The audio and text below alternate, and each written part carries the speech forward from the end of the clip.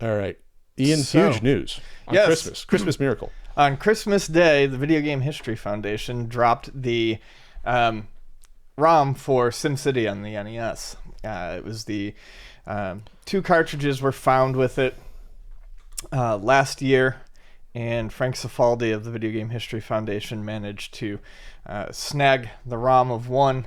It will snag it, get the ROM, dump it, and after about a year, I think after compiling all sorts of history and notes on it, basically wanting the release to go perfectly, it was released on Christmas, which is fantastic. It is SimCity almost to a T in terms of what if you ever played it on the PC or computer. It's similar to the SNES version, although there are some differences. It was a team up between Will Wright and Shigeru Miyamoto, and they got together. Sounds like they actually got together. Yeah, So it just never made it out for the NES. No idea why. It's perfectly playable, probably just because it didn't make sense at the time to release it, perhaps. But they want to push it. They probably figured this time the Super Nintendo's coming out, we want to push the Super Nintendo version. Right, exactly. Why deal with this? Especially because at the time it was a big game. It was a game that, I don't know if it necessarily would have sold systems, but might as well push it for your newer system, I suppose. And the fact that, it wasn't on the Genesis, the Super Nintendo said probably, we have the power to do this. We got the deal to do this, so let's just push it on our brand new console at the time. Right. I mean, it makes sense when you think about it. But it looks like the NES version, from what I gathered, that could have been created almost before the Super Nintendo one. They sort of base some pieces off of it. And it includes things like the gift system, the present system. There's bank loans and stuff like that helps. That was more iconic when it came around to like SimCity 2000. So there are things that... Yeah, they built some stuff for the Super Nintendo version that the PC version took after. Exactly.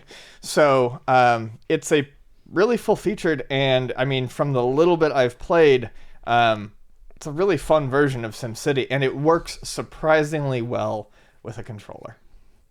It's easy to get around on the Super one. So I never got into the Super Nintendo SimCity. I like that version. I like the mouse, and I went to 2000 when 2000 came out, and what was that, 94? Actually, I think the original SimCity is the only SimCity I've ever really played. Oh, really? Yeah. 2000 is a benchmark. I think that's one where people that's like... Oh, yeah, people love it. But I never played SimCity. Well, the original is obviously great as well.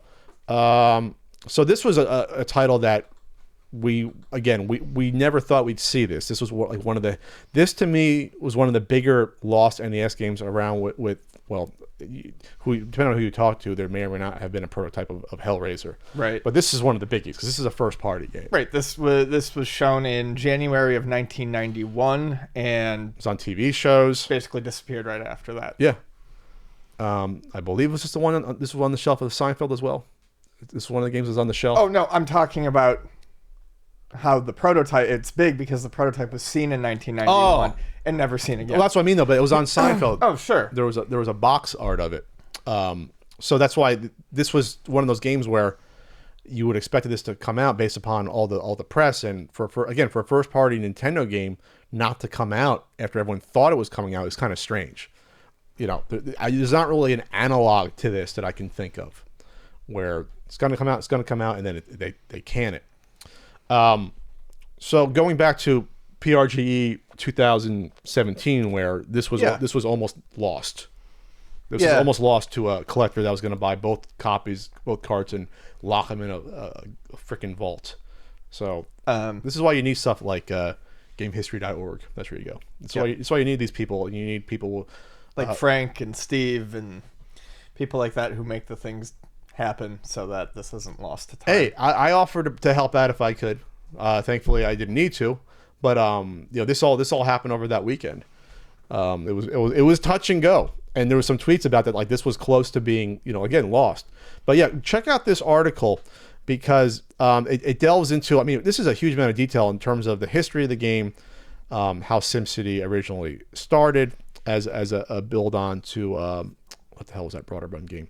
Raid on Bungling Bay. Yes. And then Will Wright said, "Oh, this is fun, just using like the builder tool. Let's make a full game out of this." And yeah, And then there you go. Then you have this whole new genre basically popping out of it. And the game is not finished. You can play a lot of it, but it's not finished. But there's already an open source project that I saw where there's already a guy going in and making some of the stuff looks like try to work and changing the code here and there to try to make things functional. There was some errors. I remember I read one that was literally a copy and paste error that he found. That's why one part of the game wasn't functioning correctly. Oh. So he switched it. He's like, oh, it's a copy and paste error.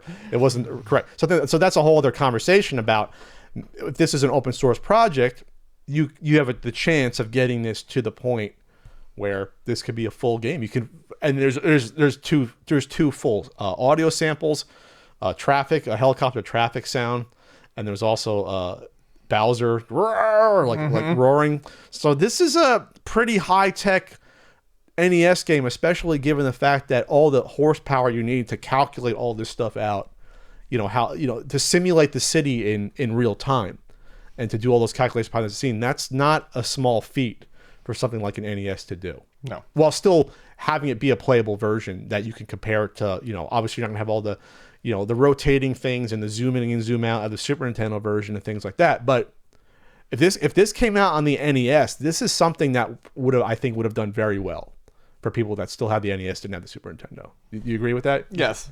People would have been drawn to this because this is a computer type game that was so rare to see on the NES. You only got like a handful of games like Lemmings, like Overlord, which I still can't figure out. Like games that were these directly PC genre, real-time strategy games or strategy games. A lot of those didn't make it to the NES because the NES couldn't handle them or they didn't look right on them, So this I did not know. Apparently, one of the big differences is the zone tiles are 2x2 on the NES, but the present tiles are 3x3. So you can't do like the strategies like surrounding things with buildings to bring up the property value and stuff. Oh, I saw about that. I didn't realize that was a thing. No wonder my property values always stunk. So you establish a nice property and you build around it. Yeah, and you encircle it. Oh. And then, yes, here it is. The soundtrack is fantastic. Oh, they already ripped the soundtrack and they put it online. Yeah, that's right. The soundtrack is awesome. And it was done by Soyo Oka, the composer of Super Mario Kart and Pilot Wings. Nice. And while she did do the music for the Super Nintendo, she composed her tracks uniquely for each platform. In fact, only one track, the Metropolis theme, is common between the two versions. Interesting. Yeah. Yeah, if you look at the title, look at the title screen. The title screens are similar between the two versions. They have the cute little Dr. Wright scenes. This is all on the Video Game History Foundation's YouTube channel. You can see they uploaded a bunch of stuff here. I'm hoping that we'll be able to see a completed open source version. That'd be great. That'd be fantastic to see that. But again, go check out GameHistory.org. They accept donations. Frank and pals and Kelsey and everyone else and Steve do great work when it comes to this stuff. So this is a monumental day. I'm hoping we see more days like this in the future where this stuff is saved and then not just preserved. You get this great history article and then you get the ROM that you can play for yourself. Anything else to add, Ian? No, just looking at some of the stuff that I was unaware of, like boat tiles. Most of the boat tiles and some partial floating behavior exist in the NES ROM, but are never used during normal gameplay. I forgot this was Nintendo Power as well. I forgot about that. There was a preview of it.